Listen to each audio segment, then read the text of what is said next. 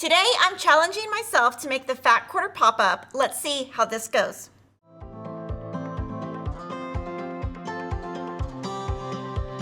This pattern has been around for years. It's designed by So Organized Design, and I'm always looking for something to put my scraps in, so I decided to try to make it. To make this pop-up, you need a fat quarter and interfacing, and of course the pattern. And the pattern comes with the spring, the label, and the elastic, and you need a couple of safety pins. So this is all you need, super easy. Make sure you subscribe to this channel, and let's see how this 3D project turns out.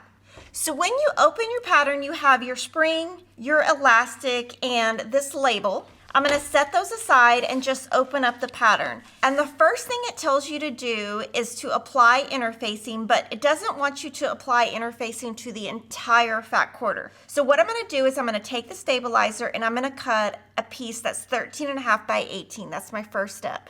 So you're going to take your fabric. I have starched this, totally optional if you want to. I'm going to put that right side down. And then on the interfacing on the wrong side, you're going to feel physically these little tiny dots. So you want to put those dots down just like this. Now you want to make sure your interfacing does not come off your fat quarter, because if it does, it's going to stick to your ironing board. So I'm going to go to the iron. I'm going to iron this down, and I'm going to use steam. That's totally optional.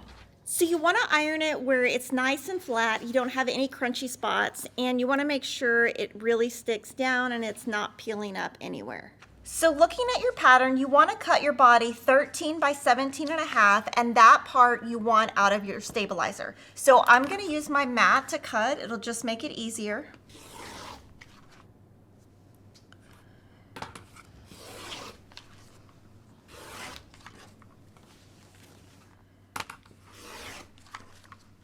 So I have that cut. Now I need to cut 2 6-inch circles right here on the part that does not have any interfacing on it. And what I'm going to do is I'm going to take this, Xerox it, cut that out, and that's going to be my template, so that if I need to make this again, I'll have the template and I won't lose it. So here's my copy. I'm going to cut on the outside line, and I'm using scissors that I only use with paper so I don't make them less sharp for fabric. So now I'm just going to use this as a template. I'm going to draw around it. I'm using a friction pen. You can use any pen you would like. And I'm just going to draw these lines. I'm going to make 2 circles. I'm going to cut those out with sharp scissors. And I like to use longer blades to cut circles because I feel like they come out nicer. So I've drawn these 2, cut it out. They look pretty good. I'm going to go down, and on my pattern it says the loop, which is optional. I want to cut a 1.5 by 4 inch rectangle, so let me do that. So this is the only waist you have in this pattern, which is great. So my elastic, I want to cut that 8 inches. So 1, 2, 3, 4, 5, 6, 7, 8. I'm just going to cut a tiny bit off. This is also optional, but it does come in your pattern, so why not use it? Okay, so I want to cut this 2 3/4, but I want it to be centered so that it looks nice when it's on the bucket. So I'm going to kind of center it like that. 2 3/4 divided by 2 is about 1 3/8. So I'm going to draw a line here, go 2 3/4. Just kind of double check to make sure it looks like it is centered, and it is before I cut it. And now we're on the top of page 3. And now we're going to make our hanging loop. So it says fold the loop strip in half across the length, press, open the fold, and press each raw end to the fold along length. So that's going to look like this. Then we're going to fold it again and top stitch it. So I'm going to do this on the iron, and I'm going to actually use the hot hammer so I get really nice clean lines. So it looks really nice and clean. I'm going to do a top stitch on both edges, and that'll just make it look good because it'll be a stitch on each side.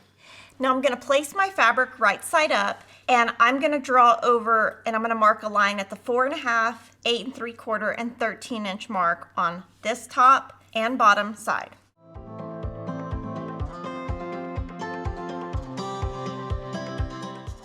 Okay, so we're going to fold the label in half, place the bottom of the label 2 to 2.5 inches above the lower right edge, and the photo's right here. and we're gonna baste the loop, label, and elastic in place using a 1/8 inch allowance. So the first thing I'm gonna do, I'm just gonna start with this. Since it says 2 to 2.5, I'm just gonna do 2.5. I'm gonna keep the label right side up where the little caravan is up, and I'm gonna go baste this, and then I'm gonna come back and I'm gonna figure out what it means about the elastic and the loop. And then we're gonna put our optional loop right here. So what that looks like is I'm gonna fold this in half, and then I'm gonna put my loop right here, put that, and I'm gonna baste that in place. So now I notice on the pattern it says loop, label, elastic, and I wasn't really paying attention to that. So we put the label in the right spot. The loop, it says to put it 6 inches above the lower right edge, and ends up that I did that, so perfect. I didn't make a mistake yet. And then the elastic, they want you to put it 1/2 inches above the lower right edge. So I should have been seeing the loop, the label, and the elastic. Who knows what I was reading? I was just kind of looking at the diagram. So you can see I basted these about 1/8 of an inch away because you want them to be hidden in the seam allowance, and I did go over them twice just because it is easy to move, so just secured it really nice and secure. Okay, so we got through page 3. Woo! Let's go to page 4. Fold the body in half to form a tube. Fold the body in half with right sides together. Label, loop, and elastic will be inside the layers. It says my folded dimensions should be 13 by 8 3/4, which means I did not fold it the right way. So we're gonna do this again. We're gonna fold it this way, and then it should be 8 3/4 by 13. So great, now I have it in the right way. The seam from step 3 is considered one of the construction marks in the future steps. Okay, so I'm gonna place this where the fold is here. So it's starting to match my diagram because you've got 8 3/4, 13, it says to fold here. So a 1/4 inch seam to close the 13-inch side, making a tube. The seam from step 3 is considered one of the construction marks in the future steps. So I'm gonna sew this a 1/4 inch seam to close it, and then I'm just gonna hold it in place. Because it's interfacing, I think it'll stay nice and flat. Okay, so now I'm going to press the seam open. I'm going to use the quick press seam roller because I have marked lines with my friction pin, and if I use heat, those marked lines are going to go away. Even though they're over here, I just don't want them to go away. So this will be nice and easy. Turn like a sock, elastic to the inside. So it looks like I'm going to turn this in half. And number 5, it only shows going up a little bit, but then number 6 says line up the raw edges, so that would be the top. The elastic is on the inside once turned, so that picture right, so I guess I have to flip it. Top stitch at the fold. Start with the seams, match up each set of construction marks from step 1. Smooth the layers towards the fold, press fold, top stitch 1/8 inch from the fold. Okay, so we have these construction marks. I'm gonna line them up, and then I'm gonna add a couple more pins. It's like very wobbly. And then I want it to be flat right here. Starting with the seams, match up each set of lines, which we did. Smooth the layers towards the fold, press fold, top stitch 1/8 inch from the fold. Okay, so we're gonna go press this, and then I'm gonna top stitch 1/8 inch around. And if you do that, and if you have like a really flat thing on your machine, you're gonna need to move that off so that this can kind of go under the bed of the machine. Okay, so now I'm looking at this, and if you stitch it this way, it's gonna be kind of hard. So I think you can stitch it this way, so I'm just gonna do it this way, and I am gonna just guess where my 1/8 of an inch line is. I'm gonna use the bed line right there for it. I'm gonna back stitch when I start. And I'm gonna go kind of slow.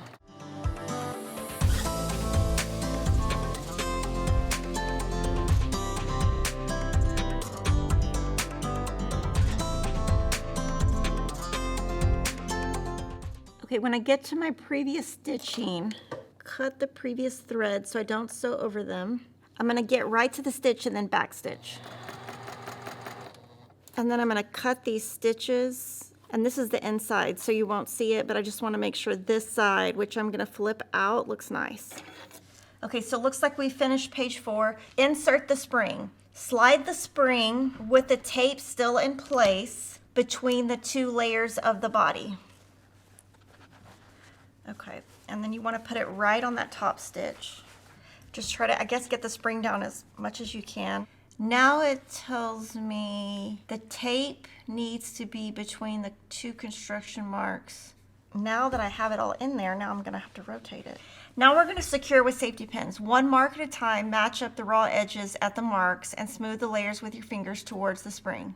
Pin a safety pin through both layers about 1.5 inches from the top stitched fold. Then the spring will be between the safety pin and the fold. Do not use clips, safety pins are required. Okay, so I'm gonna find my 2 lines. Okay, so I'm gonna line that up, line up, and then you go down, you smooth it down, and then you put your safety pin right here. And we're gonna do that 4 times. Cut tape and baste raw edges together. Expose the tape areas of the spring to carefully snip away. Remove the tape. The spring is now released. The safety pins hold the spring out of the way. Straighten the sides of the body. Okay, so let me cut those tapes. You're gonna cut the tape. These are my sticky scissors. Just try not to cut the fabric. It's really heavy tape. Okay, 1 tape out, and so I'm assuming the other one's probably on the other side, so I'm gonna do that.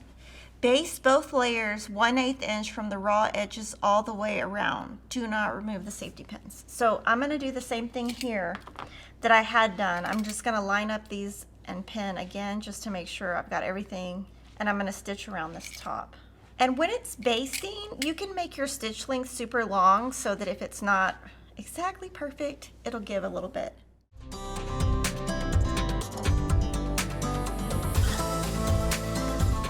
Mark and baste the base circles together. Oh Lord, that sounds horrible. Okay, mark 4 evenly spaced locations to the right side of the circles. Okay, so if I take my template, these marks are already here, and I can just crease where these are.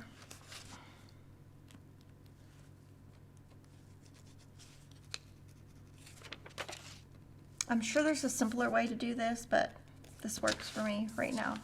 Pin baste the circles to each other with the wrong sides together. So we're going to put wrong sides together. Sew bases 1/4 inch from raw edges using a long straight gathering stitch with no back stitching. Pull bobbin threads just enough to bend the edges. Now I haven't gathered something in years, so we're going to just go with it. I'm just going to do the longest stitch possible on the machine. Okay, it says 1/4 inch from the raw edges with no back stitch. I don't think you cover your stitches back up. You want to just leave a little tiny gap. So I'll just start 1/4 inch around. So I'm going to use a 4.0 stitch length and see how that works.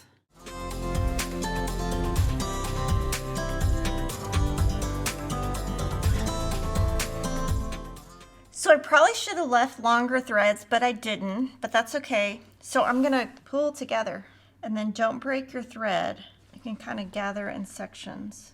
This will tell you if you have strong thread or not.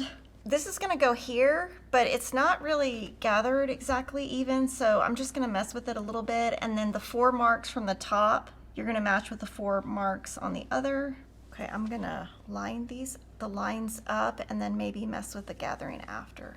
Okay, it says the side of the body with elastic is inside the pop-up. The gathering will be slight, only pull to use up extra fabric.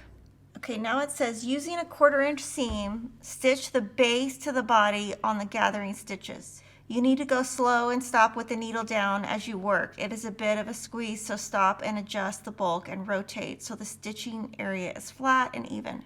The raw edges from step 15 will be visible inside, if desired, zigzag. Okay, so then we're going to put our stitch length. I'll probably put it back to like a 3 and then start this.